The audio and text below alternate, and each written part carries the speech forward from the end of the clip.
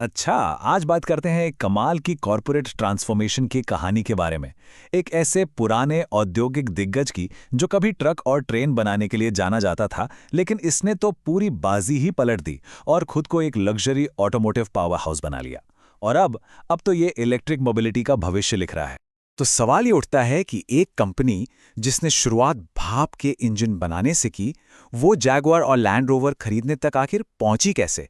इस पूरे विश्लेषण में हम यही देखने वाले हैं कि कैसे टाटा मोटर्स दिवालिया होने की कगार से उठकर एक ग्लोबल ऑटोमोटिव पावर हाउस बनी। हम उनके कुछ साहसी दावों को समझेंगे, उन गलतियों को देखेंगे जो उन्हें लगभग बर्बाद कर चुकी थीं, और हाँ, उन रणनीतियों को भी जानेंगे जिन्होंने इस जबरदस्त वापसी को मुमकिन बनाया। देखिए, टाटा की आज की ग्लोबल स्ट्रैटेजी को अगर समझना है तो हमें थोड़ा पीछे चलना होगा। घड़ी को घुमाकर ले चलते हैं 1945 में, क्योंकि इनकी जड़ें हैं ना, वो चमचमाती कारों में नहीं हैं, बल्कि भारत के औद्योगिक दिल में हैं। तो देखिए, दशकों तक टाटा ने भारत की औद्योगिक रीढ़ की हड्डी बनाई। कमर्शियल गाड़ियों के बाजार पर तो इनका एक छत्र राज था, लेकिन फिर पैसेंजर कारों में उनका वो साहसिक कदम, वो एक ऐसा दांव था जो, सच कहूं तो, सब कुछ बदलने वाला था। लेकिन देखिए, घरेलू सफलता से ही काम नहीं चलने वाला था। 2000 के दशक के मध्य में टाटा ने एक ऐसी चाल चली जिसने डिट्रॉयट से लेकर टोक्यो तक के बोर्डरूम में हलचल मचा दी थी। साल था 2008।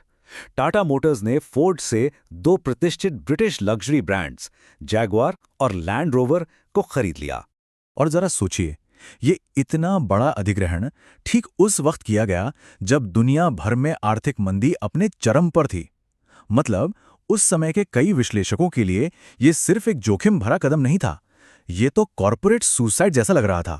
तो उन्होंने इसे संभाला कैसे? यहां सीखने वाली सबसे जरूरी बात है, छोटी छोटी बातों में दखल देने के बजाय टाटा ने बस दो चीजें दी, पैसा और धैर्य। उन्होंने ये बात समझी कि एक लग्जरी विरासत को किसी दूसरे महाद्वीप से बैठकर नहीं चलाया जा सकता, तो उन्होंने जेएलआर की यूके बेस्ड टीमों को इनोवेशन की पूरी पूरी आजादी दी। और पता है, इसी एक जोखिम भरे कदम ने एक ऐसी दो तरफा वापसी की कहानी की नींव रखी जिसकी आज दुनिया भर के बोर्डरूम में चर्चा होती है। अब देखिए, एक तरफ तो जेएलआर को फिर से खड़ा किया जा रहा था, लेकिन दूसरी तरफ टाटा का अपना घरेलू कार कारोबार वो लड़खड़ा रहा था। मार्केट शेयर गिरकर लगभग 5% पर आ गया था। जरा इस चार्ट पर नजर डालिए, ये उस भारी गिरावट और फिर उस जबरदस्त रिकवरी को बिल्कुल साफ साफ दिखाता है। और ये वापसी किसी एक हिट मॉडल की वजह से नहीं हुई, नहीं, ये एक सोची समझी रणनीति थी। जैसा कि यहां दिख रहा है, हर नए मॉडल के साथ उन्होंने उम्मीदों को फिर से सेट किया, पहले डिजाइन के साथ, फिर सेफ्टी के साथ, और आखिर में बाजार पर कब्जा करके।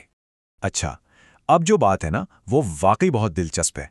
वो ये कि टाटा अपनी इस सफलता का इस्तेमाल इलेक्ट्रिक युग के लिए एक आत्मनिर्भर किला बनाने में कैसे कर रही है। इनकी रणनीति सिर्फ इलेक्ट्रिक कारें बेचने की नहीं है, नहीं, बल्कि पूरी की पूरी वैल्यू चेन को कंट्रोल करने की है। आप एप्पल के बारे में सोचिए, वो हार्डवेयर, सॉफ्टवेयर, ऐप स्टोर सब कुछ कंट्रोल करते हैं। टाटा ऑटोमोबाइल की दुनिया में ठीक वही करने की कोशिश कर रही है। ये जो वर्टिकल इंटीग्रेशन है ना, मतलब उत्पादन के हर एक चरण पर कंट्रोल, यही इनका मास्टर स्ट्रोक है। अपनी खुद की बैटरी और चिप्स बनाने से लेकर कारें बनाने और फिर देश भर में चार्जिंग नेटवर्क फैलाने तक, मकसद बिल्कुल साफ है, बाहरी सप्लायर्स पर निर्भरता खत्म करना और एक जबरदस्त कॉम्पिटिटिव बढ़त बनाना। और यहीं पर उनके जेएलआर वाले दाव का असली शानदार नतीजा दिखता है। वो अब अपनी लग्जरी ब्रांड की हाई एंड टेक्नोलॉजी को अपनी मुख्य धारा की गाड़ियों को बेहतर बनाने के लिए इस्तेमाल कर रहे हैं। ये एक ऐसा तालमेल है जिसकी बराबरी दुनिया की कुछ ही कार कंपनियां कर सकती हैं। इस पूरे बदलाव के चलते एक ऐतिहासिक फैसला लिया गया जिसने कंपनी की पहचान को एक नया ही रूप दे दिया, लेकिन साथ ही उसे कुछ नए खतरों के सामने भी लाकर खड़ा कर दिया। ये जो डीमर्जर हुआ, इससे हुआ क्या? इससे जो हाईटेक पैसेंजर व्हीकल और जेएलआर बिजनेस है, वो अब सिर्फ इनोवेशन पर ध्यान दे सकता है, और दूसरी तरफ जो कमर्शियल व्हीकल बिजनेस है, वो अपना पूरा फोकस लॉजिस्टिक्स और इंफ्रास्ट्रक्चर बाजार पर लगा सकता है। लेकिन आगे की राह कोई आसान हाईवे नहीं है। कंपनी को भू राजनीतिक, प्रतिस्पर्धी और वित्तीय जोखिमों के एक ऐसे तूफान का सामना करना पड़ रहा है जो उसकी तरक्की की रफ्तार को धीमा कर सकता है। और इसमें एक बहुत बड़ी लड़ाई है महिंद्रा के साथ उनकी कड़ी टक्कर।